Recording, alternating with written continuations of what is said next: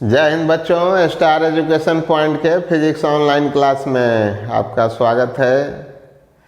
तो हम लोग प्रकाश के अपवर्तन चैप्टर में प्रकाश का पूर्ण आंतरिक परावर्तन घटना से संबंधित क्वेश्चन को पढ़ रहे हैं और कुछ प्राकृतिक घटनाओं को पिछले क्लास में पढ़ा था जो पूर्ण आंतरिक परावर्तन से संबंधित है। अब आगे क्वेश्चन पढ़ेंगे कि प्रकाश के पूर्ण आंतरिक परावर्तन घटना का उपयोग मानव क्या करता है, किस किस यंत्रों में पूर्ण आंतरिक परावर्तन का उपयोग करता है। तो उसमें पहला जो है वे समकोणिक प्रिज्म, जिसका इस्तेमाल बाइनोकुलर में किया जाता है।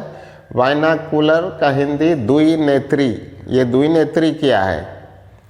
तो बच्चों आपने देखा होगा ये दूरबीन जैसा होता है जिससे कि क्रिकेट ग्राउंड वगैरह में दूर की चीज़ों को नज़दीक करके देखते हैं। ये पार्थिव दूरबीन के तरह काम करता है, अर्थात इसमें सीधा प्रतिबिंब दिखाई देती है, दूर की चीज़ें काफ़ी नज़दीक दिखाई देती है।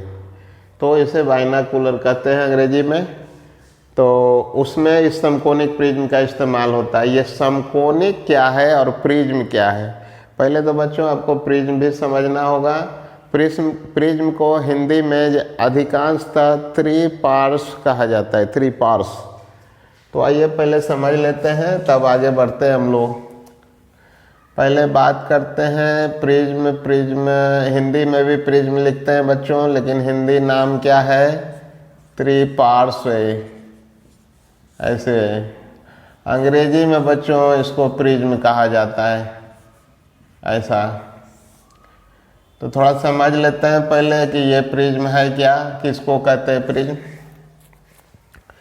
तो आइए देखते हैं प्रिज्म को। पहले जो असली प्रिज्म होता है बच्चों, उसकी बनावट थोड़ा हम लोग समझ लेते हैं। देखिए कैसे असली प्रिज्म को बनाएंगे। ऐसे दो त्रिभुज को बना लीजिए और उसके बाद इसके आधार को मिला दीजिए और इसके शीर्ष को शीर्ष से मिला दीजिए, तो ये असल में प्रिज्म बन गया बच्चों। इसमें आप ध्यान दीजिए कि ये नीचे वाला जो सतह है, देख रहे हैं ना, ये वाला सतह, ये वाला नीचे वाला, ये प्रिज्म का आधार कहलाता है बच्चों। नीचे वाला जो है प्रिज्म का आधार कहलाएगा। और देखिए यहाँ पर दो पारदर्शी सतह होगा। नीचे वाला सतह अधिकांशतः घिसा हुआ रहता है, नहीं भी घिसा रह सकता है। ये टेबल पर रहेगा तो पारदर्शी तो होगा नहीं, तो इसलिए इसमें कम से कम दो पारदर्शी सतह होते हैं। ये पहला वाला और इस साइड वाला जो होगा दाएं बगल वाला, ये दूसरा होगा। अर्थात इधर से प्रकाश की किरण यदि प्रवेश करेगी बच्चों, तो इस होकर प्रकाश की किरण क्या होगी, निर्गत हो जाएगी, है ना। तो इस प्रकार से दो अपवर्तक सतह होता है। इसको अपवर्तक सतह कहते हैं, मतलब प्रकाश के अपवर्तन के कारण ही ना ये प्रकाश जो इधर जाने वाली थी वो दूसरे सतह की ओर मुड़ती है। तो इसी को प्रिज्म कहा जाता है। और इसका परिभाषा भी लिख सकते हैं बच्चों इसके प्रिज्म का, कि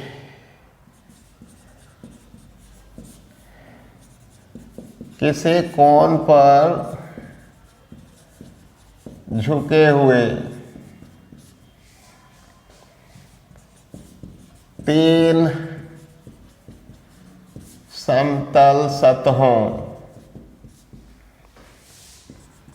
से घिरे हुए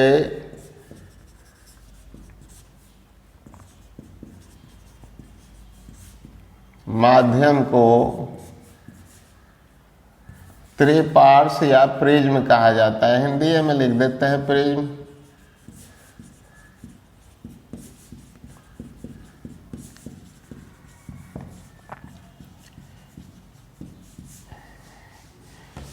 जिसमें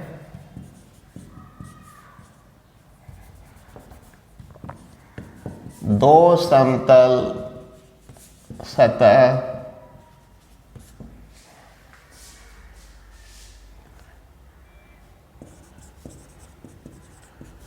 प्रकाश के लिए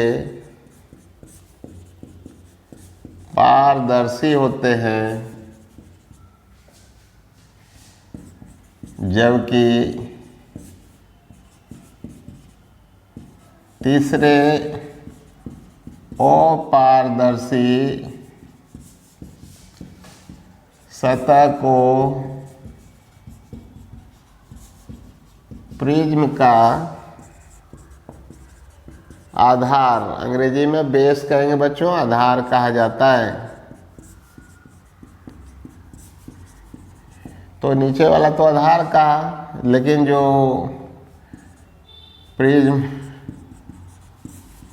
प्रिज्म के पारदर्शी दोनों सतहों को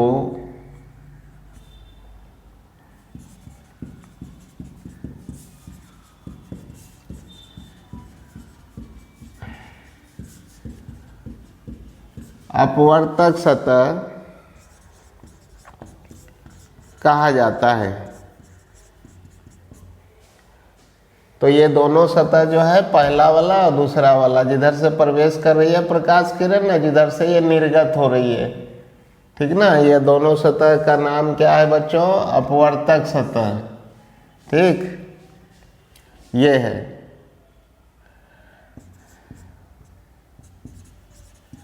अपवर्तक सतहों के बीच बनने वाले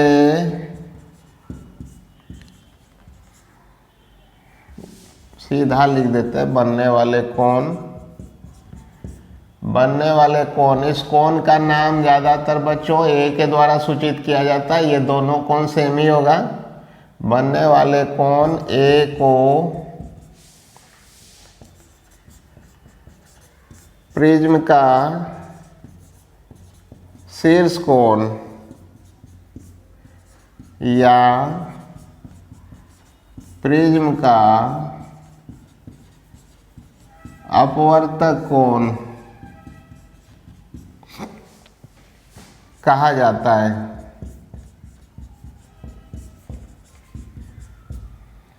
तो ये प्रिज्म का परिभाषा हो गया बच्चों। किसी कोण पर झुके हुए तीन कौन सा हुआ है, एक इधर हो गया, एक उस साइड हो गया, एक तीसरा नंबर ये नीचे वाला सतह जो देख रहे हैं ना, यहाँ पर लिख दीजिए तो ज़्यादा समझ में आएगा।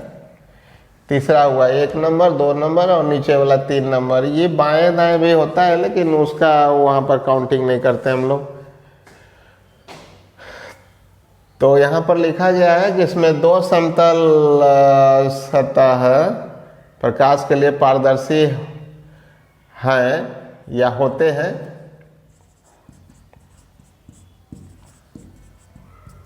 जबकि तीसरे अपारदर्शी सतह को प्रिज्म का आधार कहा जाता है। प्रिज्म के पारदर्शी दोनों सतहों को अपवर्तक सतह माने 1 नंबर और 2 नंबर को अपवर्तक सतह कहा जाता है। अपवर्तक सतहों के बीच बनने वाले कोण ए को शीर्ष कोण कहेंगे या प्रिज्म का क्या कहेंगे? अपवर्तक कोण कहेंगे। प्रिज्म का, यहीं से लिखिए, प्रिज्म का अपवर्तक कोण कहा जाता है। ठीक ना। तो चित्रों में अधिकांशतः बच्चों ऐसा है कि चित्र में ज़्यादातर प्रिज्म को केवल उसके अनुप्रस्थ काट द्वारा प्रदर्शित किया जाता है। तो केवल इस प्रकार का यदि आप बना लेते हैं तो देखिए, इसको साधारण रूप से प्रदर्शित करने के लिए प्रिज्म को इस प्रकार से बनाई जाती है। ये वाला प्रिज्म का जो है ये शीर्ष कोण या अपवर्तक कोण हो गया,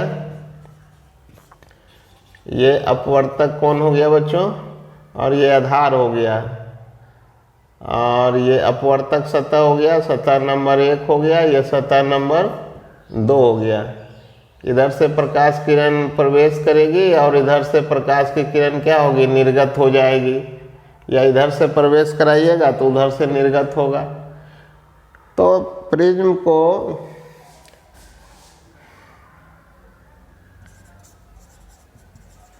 प्रकाश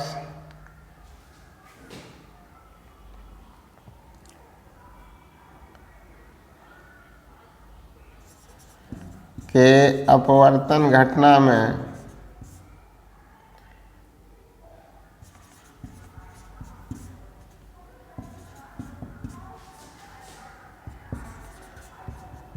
प्रिज्म को उसके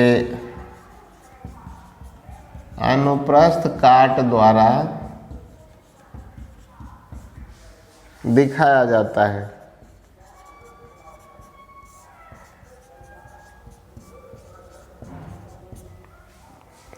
तो ये तो बारी आ गई बच्चों प्रिज्म की, ये तो हो गया प्रिज्म।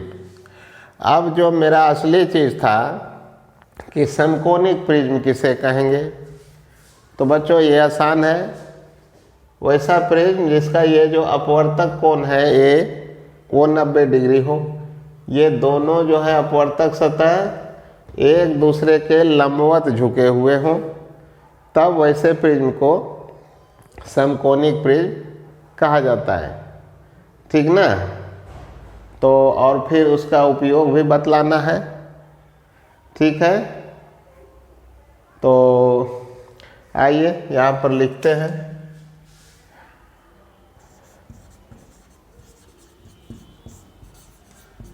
समकोणिक प्रिज्म, अंग्रेजी में इसको पोरो प्रिज्म कहा जाता है। समकोणिक प्रिज्म को पोरो प्रिज्म कहा जाता है। तो कैसा हो जाएगा बच्चों समकोणिक प्रिज्म या पोरो प्रिज्म? इस प्रकार का।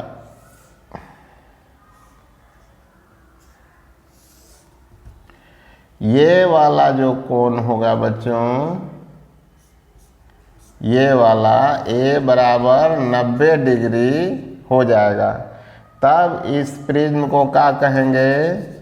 समकोणिक प्रिज्म। ठीक ना, ऐसा कहेंगे।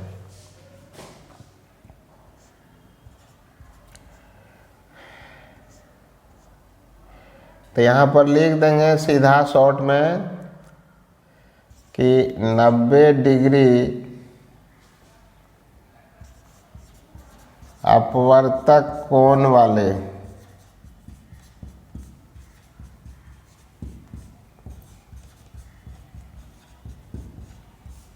प्रिज्मों को समकोणिक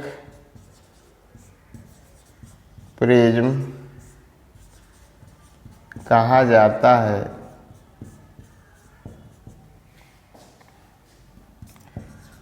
यह प्रिज्म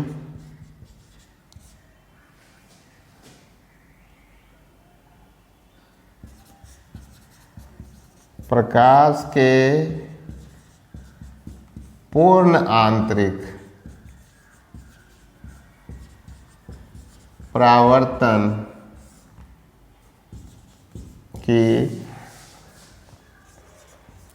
घटना को प्रदर्शित करता है।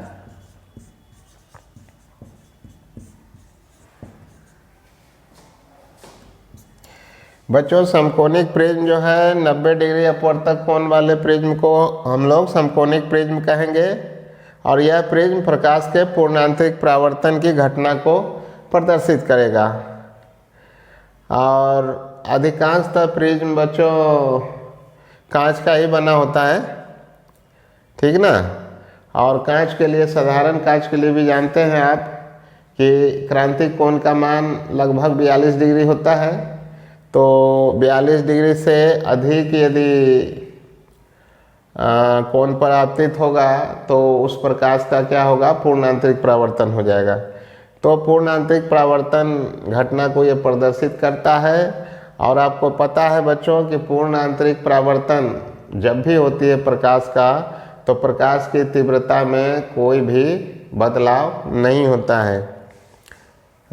तो इसमें लिख सकते हैं नोट में कि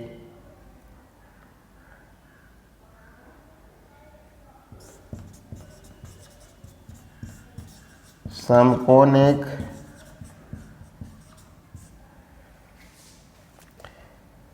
प्रिज्म में प्रकाश के पूर्ण आंतरिक परावर्तन घटना संपन्न कर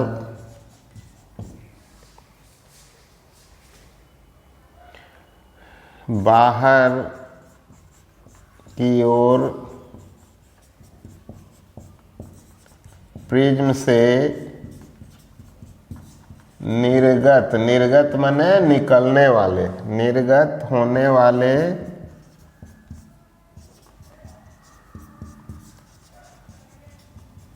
किरणों की तीव्रता या चमक में कमी नहीं होती है।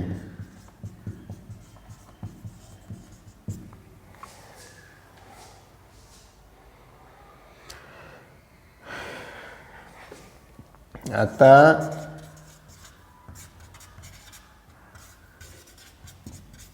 समकोणिक प्रिज्मों का उपयोग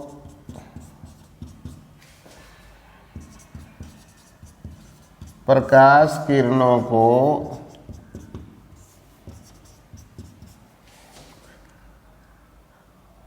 उसके मूल पथ से मोड़ने के लिए किया जाता है।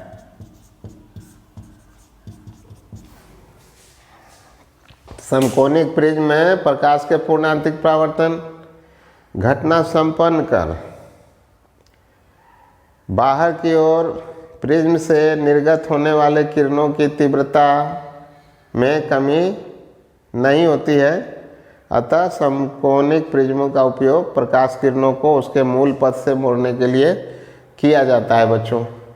ठीक ना, तो आशा इतना समझ गए होंगे। अब देखते हैं कि प्रकाश किरण को ये किस प्रकार से मोड़ सकता है। इतना नोट कर लीजिए, तब आगे उसका चित्र बनाना पड़ेगा। तो आइए देखते हैं बच्चों समकोणिक प्रिज्मों के उपयोग।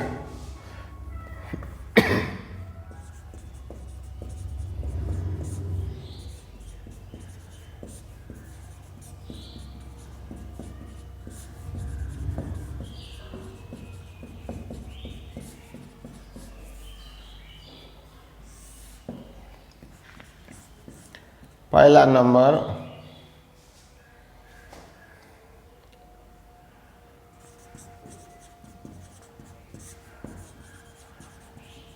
प्रकाश किरणों को 90 डिग्री से मोड़ने में,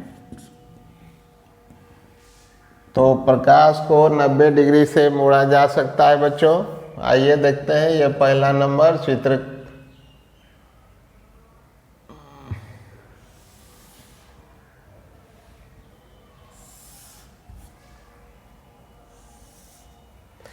ये देख रहे हैं समकोणिक प्रिज्म है, इसका शीर्ष कोण जो है यहाँ पर है, ये शीर्ष कोण। अब आइए देखते हैं इसको कैसे प्रकाश किरण को मोड़ सकता है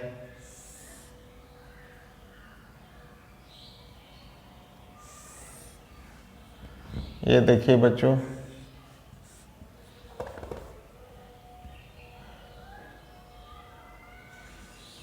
मान लीजिए किसी वस्तु से आने वाली ये प्रकाश की किरण है। दो प्रकाश की किरण है, एक ऊपर से चल रहा है, एक नीचे से। ठीक, अब देखिए यहाँ पर इस सतह पर लंब डालिए, तो लंब की दिशा में यदि प्रकाश की किरण चलती है बच्चों, तो इसका विचलन नहीं होगा। आपको पता है ना कि स्नेल का नियम अभिलंब की दिशा में कार्य नहीं करती है, मतलब अभिलंब की दिशा में स्नेल का नियम लागू नहीं होता है, अर्थात अपवर्तन होगा ही नहीं। लेकिन यहाँ पर देखिए जैसे ही आएगा ये, तो यहाँ पर ये सतह पर अभिलंब डालिए, है ना, और इस किरण के लिए भी अभिलंब डाल दिए बच्चों ऐसे। अब देखिए ये कांच है, कांच के लिए आपतन कोण का मान जो है 42 डिग्री से ज़्यादा हो जाए, माने क्रांतिक कोण से ज़्यादा हो जाए, तो प्रकाश जो है इसका यहाँ से पूर्ण आंतरिक परावर्तन हो जाएगा बच्चों इस प्रकार से। और ये किरण जो है एकदम सीधे निकल जाएगी इस प्रकार से, देखिए। और ये किरण भी इसी प्रकार से क्या होगा, ये सीधे निकलती चली जाएगी ये, ठीक। का पहला किरण ये वाला था, तो इधर शीर्ष बन जाएगा और इधर बॉटम बन जाएगा। इस प्रकार प्रकाश किरण को ये क्या कर दिया है, 90 डिग्री से मोड़ दिया है बच्चों। तो पहला चित्र में आपने देख लिया कि प्रकाश किरण को क्या कर सकता है, ये 90 डिग्री से मोड़ सकता है। आइए दूसरा समझते हैं। दूसरा,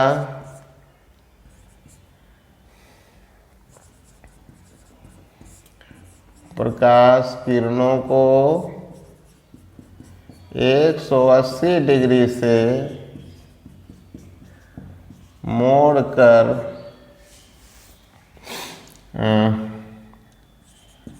वस्तु के प्रतिबिंब को सीधा करने में ये भी उपयोग हो सकता है। तो थोड़ा इसको भी समझ लेते हैं कैसे मोड़ सकता है ये, ठीक।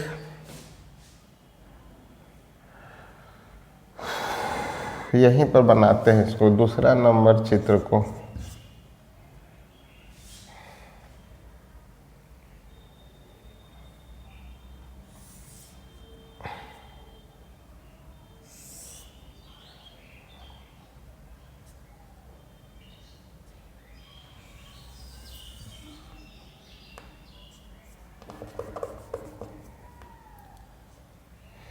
ये हो गई बच्चों शीर्ष कोण ए, ठीक ना। अब देखिए एक किरण यहाँ से ले लिया, दूसरी किरण ऐसे ले लिया। इसको उलट के बनाना था, ऐसे नहीं होगा, इसको उलट दीजिए।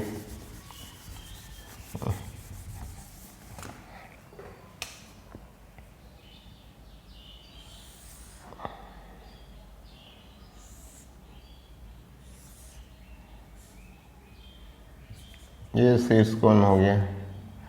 अब एक किरण यहाँ से ले लिया, दूसरा किरण ये ले लिया, ठीक है। मान लेते हैं कि ये किसी वस्तु का ये प्रतिबिंब बन रहा है। अब इसी का प्रतिबिंब को सीधा करना है, इस प्रतिबिंब को सीधा करना है। तो सीधा करना है तो यहाँ पर देखिए ये किरण जो आ रही है, आपतित किरण सीधे अभिलंब की दिशा में प्रवेश कर गई अंदर तक। अब यहाँ से ये अभिलंब डालते हैं बच्चों। अभिलंब में आपतन कोण का मान यदि ज़्यादा हुआ तो इसका क्या होगा, प्रिज्म के अंदर ही पूर्ण आंतरिक परावर्तन हो जाएगा, इधर भी पूर्ण आंतरिक परावर्तन हो जाएगी ये वाली किरण। तो कुछ मान लेते हैं ये पहली किरण था, ये दूसरी किरण है। तो दूसरी किरण देखिए यहाँ मुड़ गया, ये पहली किरण हो गई। अब फिर जो है यहाँ अभिलंब डालिएगा, है ना। तो अभिलंब के साथ कोण बनाएगी। यहाँ भी यदि ये कोण यदि क्रांतिक कोण से ज़्यादा हो गया, मतलब अंदर में सघन माध्यम में, बाहर विरल है, तो सघन से विरल की ओर जाने वाली प्रकाश किरण के लिए यदि ये आपतन कोण का मान क्रांतिक कोण से ज़्यादा हो जाए तो प्रकाश का क्या होगा, ये पूर्ण आंतरिक परावर्तन हो जाएगा बच्चों। और प्रकाश इस सिद्ध में यहाँ तक आएगी, फिर अभिलंब के सिद्ध में चूंकि आ रही है इसलिए सीधे बाहर हो जाएगी। और वही बात तो बच्चों यहाँ भी होगा। इस प्रकार से आप देख रहे हैं कि ये पहला किरण ऐसे घूमता हुआ ऐसे आ गया। तो पहला किरण शीर्ष के तरफ था बच्चों, तो शीर्ष इधर बन गया और बॉटम इधर बन गया। इस प्रकार उल्टा प्रतिबिंब को सीधा करने में भी पूर्व प्रिज्म अर्थात समकोणिक प्रिज्मों का इस्तेमाल किया जाता है। तो देखिए आपको समझ में आ रहा होगा, यहाँ उल्टा था और ऐसे घूम करके यहाँ से क्या हो गया, ये सीधा हो गया। तो ये काम किया जाता है। तीसरा देखते हैं बच्चों, और क्या हो सकता है इसमें। इसमें है कि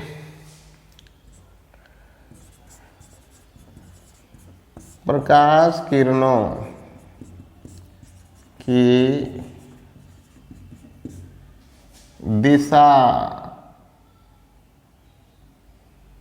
को बिना बदले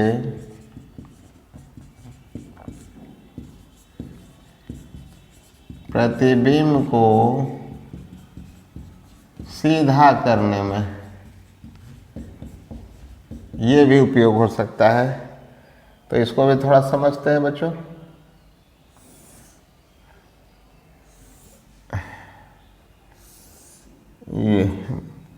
ये तो आपका शीर्ष कोण ये हो गया जो 90 डिग्री होगा, ठीक ना। अब आइए देखते हैं।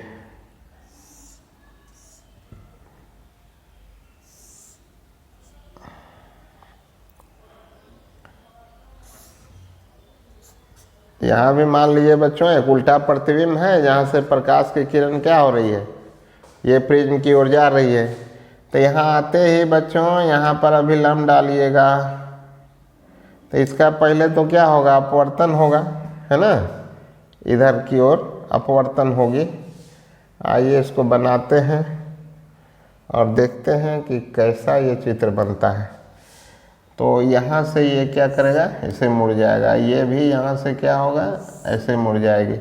तो ये दोनों किरणें समांतर रूप से ही मुड़ेगी बच्चों, ऐसे, ठीक। और यहाँ पर अभिलंब डालिएगा और यहाँ भी अभिलंब डालिएगा। अब ये कोण और ये कोण दोनों यदि क्रांतिक कोण से ज़्यादा हो गया, क्योंकि ये सघन से विरल में जा रही है, सघन से किधर जा रही है, बाहर विरल है, हवा है, तो यहाँ से ये किरण जो है ये मुड़ जाएगी, इस प्रकार से पूर्ण आंतरिक परावर्तन हो जाएगा। देखिए बच्चों, तो ये किरण इधर चली गई और ये किरण इधर चलेगी। अब यहाँ भी सघन से विरल में जा रही है, तो यहाँ भी अभिलंब डाला जाएगा बच्चों, इस प्रकार से, ठीक ना। और ऐसी स्थिति में यहाँ के बाद अपवर्तन हो जाएगा इसका।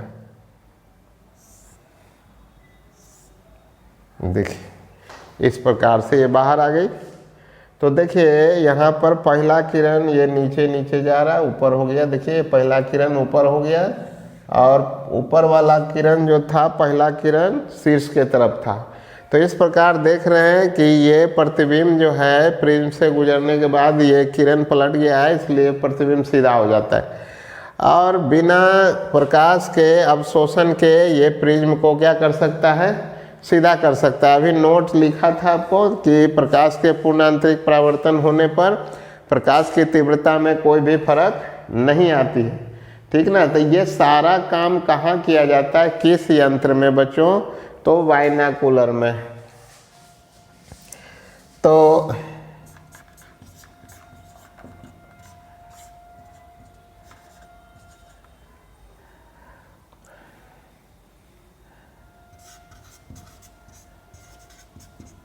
समकोणिक प्रिज्मों का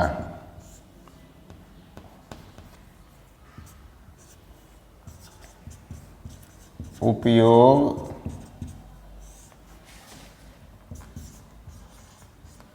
द्विनेत्री या बाइनोकुलर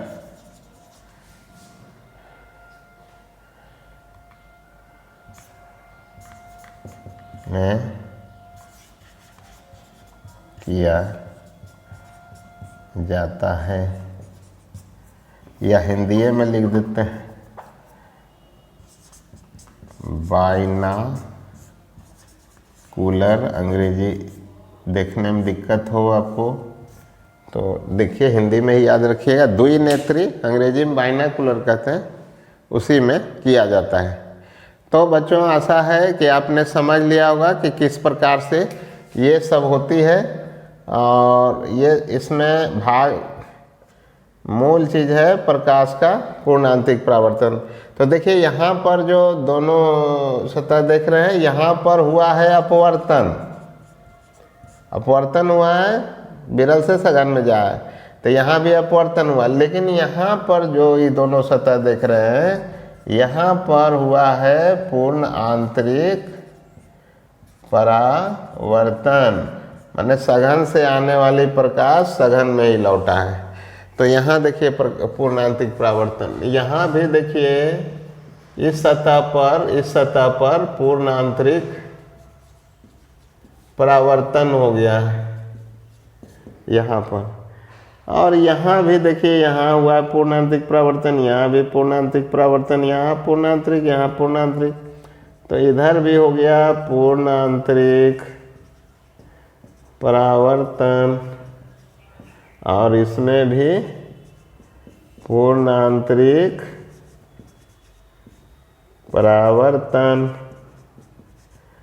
तो तीनों चित्रों में देखा आपने, इसमें पूर्ण आंतरिक परावर्तन एक किरण के लिए एक ही बार हुआ है, और इसमें एक किरण के लिए 2 बार पूर्ण आंतरिक परावर्तन हुआ है, इसमें भी एक किरण के लिए एक ही बार पूर्ण आंतरिक परावर्तन हुआ है। तो यही था आपका समकोणिक प्रिज्म या पोरोप्रिज्म। क्या है पोरोप्रिज्म?